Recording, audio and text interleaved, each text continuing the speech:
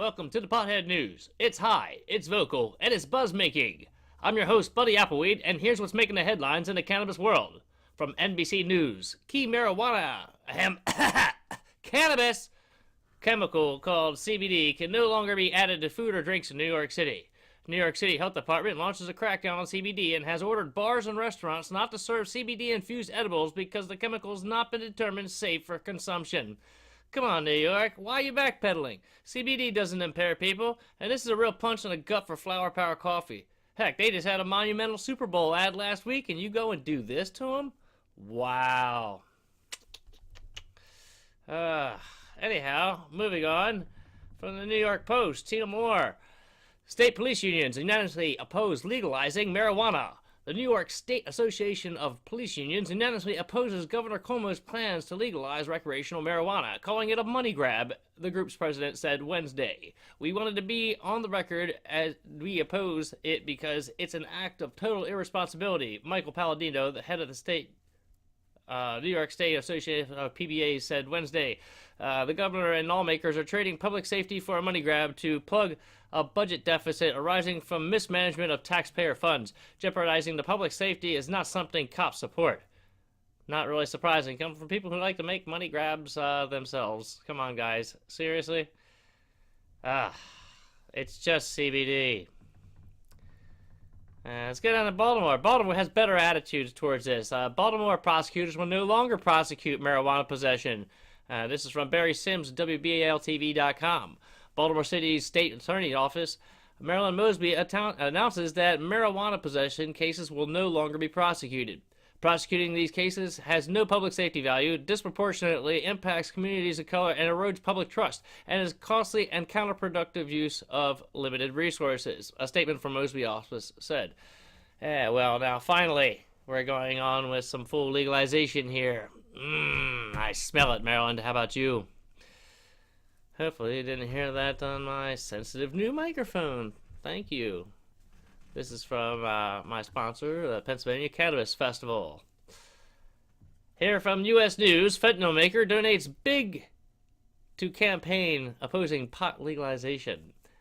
Big money, I guess. An embattled pharmaceutical company that sells a powerful painkiller, fentanyl, has donated $500,000 towards defeating a ballot initiative that would make recreational use of marijuana legal under Arizona law. It's hard to imagine a more sinister donor than Incest Therapeutics Incorporated in the eyes of pot legalization proponents who have long claimed that the drug companies want to keep cannabis illegal to corner the market for drugs, some addictive and dangerous that relieve pain and other symptoms. Fentanyl, the life-ending drug of champions. Fuck you. $867 billion for the Farm Bill. Well, lets farmers grow hemp, which is used for CBD oil.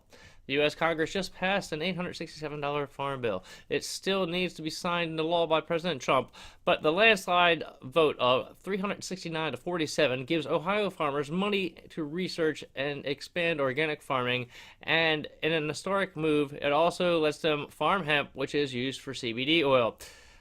This right here came from a website from Ohio, and I did not get the credit. Sorry, guys. But anyway, how long do we need to keep suffering underneath these blatantly racist laws? This is ridiculous. Cannabis jobs pay more. They pay 11% more than the median salary, and demand is up 76%. By Carrie Renzulli. All right. As more states legalize cannabis usage, the industry that provides the drug has gotten a burst of confidence in its long-term prospects and is rapidly expanding. Job openings rose 76% from December 2017 to December 2018, with 1,512 open roles posted in that final month of 2018 alone, according to Glassdoor. Back in 2017, that number was only 858. Okay, well, the industry's acceleration doesn't appear to be slowing down anytime soon, either. I mean, heck, look at me. I got a full-time job with this now. Alright, next article. Marijuana. Cannabis's unexpected effect on sperm count revealed in a Harvard study. From Inverse.com, Yasmin Tavag reports. There's plenty of research showing that marijuana can improve things in the bedroom, but it's not as clear whether it has the same effect in your pants. Studies about the effect of marijuana use on sperm count have had mixed results, at best. Guys who smoke weed, however, can take comfort in the findings of a large study published by Harvard University scientists on Tuesday. The sperm of marijuana smokers, it seems, is alright. Maybe even more than alright. But on the other side of things, from Sophie St. Thomas of Vice News, smoking weed might be drying up your vagina. In this article, they have Dr. Julie Holland talking about the benefits of using coconut oil as lube when marijuana leaves you dry. Oh, man. Okay, what's fresh in the latest Pennsylvania bill to legalize cannabis for recreational use by Sam Wood of Philly.com. The latest in a series of bills to legalize marijuana in Pennsylvania for adult recreational use is introduced on Monday in the Assembly. The bill, H.R. 50, which would amend current law, differs radically from previous efforts to legalize marijuana.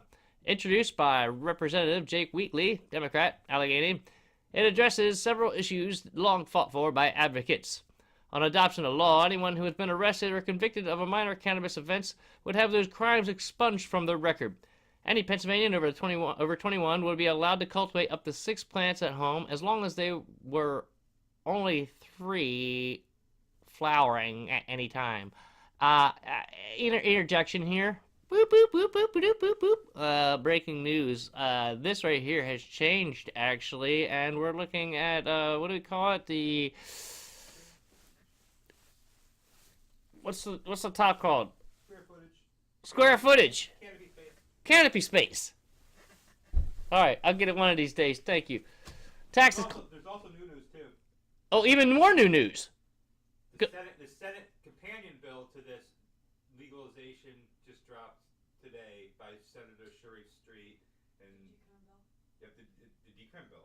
Oh, a decrim bill. Oh, decrim bill. Yep. From Small amounts. of small amounts. Yep, you can possess 30 grams of dry leaf or 8 grams of hashish. What? $25 fine. That still makes you a criminal, don't it? Like, I'm gonna give you a fine. Okay, criminal. Like, you know, they're not gonna give you like a fine for having a case of beer, right? True. But they're gonna give you a fine because, oh God, you had marijuana. Come on. It'll go from a misdemeanor to a You summary got, offense. what's that? It'll go from a misdemeanor to a summary offense, so more like a traffic ticket. Oh, even further down. Even further down. I mean, it does knock it down. You know, it does knock it down. But still, you still make it as criminals there, guys, and you're still cash grabbing. Taxes collected from the sale of recreational cannabis will be directed to a handful of social programs. The first $5 million will go to state programs aimed at keeping people out of prison, workforce development, and mentoring services in communities that saw a high number of cannabis-related arrests during the war on drugs. Additional revenue will go to student debt forgiveness, affordable housing, and after-school programs. We passed a law in 2016 that allowed medical cannabis in Pennsylvania, Wheatley said. That law was the right step, the first step, but we need to do more. And finally, speaking about doing more, from Pittsburgh's Action News 4, WTAE.com, Mark Levy, AP. Wolf takes a new step on marijuana with town hall sessions throughout Pennsylvania.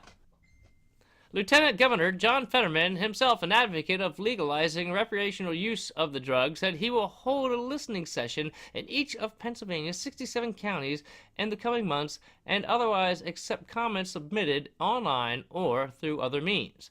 It's about starting the conversation for legalizing recreational marijuana in Pennsylvania, Lieutenant Governor John Fetterman says. The idea has Governor Tom Wolf's blessing, barely a week into his second term in new partnership with Fetterman. The move comes weeks after the Democratic governor won re-election and changed his tune on legalizing recreational marijuana, saying the state should take a serious look at it. Gauging opinion is the responsible thing to do as the states increasingly legalize marijuana, or, in the case of New Jersey and New York, strongly consider it, Wolf said. And about considering things, please consider liking my videos and subscribing to my YouTube channel. There's also a cool little notification bell that will let you know when I put out new videos. Ding! I also have a Patreon set up if you would like to support and grow my channel. The Pennsylvania Cannabis Festival is also accepting vendors and sponsors. For more information, go to PennCannafest.com and mention Buddy Appleweed at the bottom of the vending application in the special requirement box to get a special discount. Thanks for watching. I'll THC you later.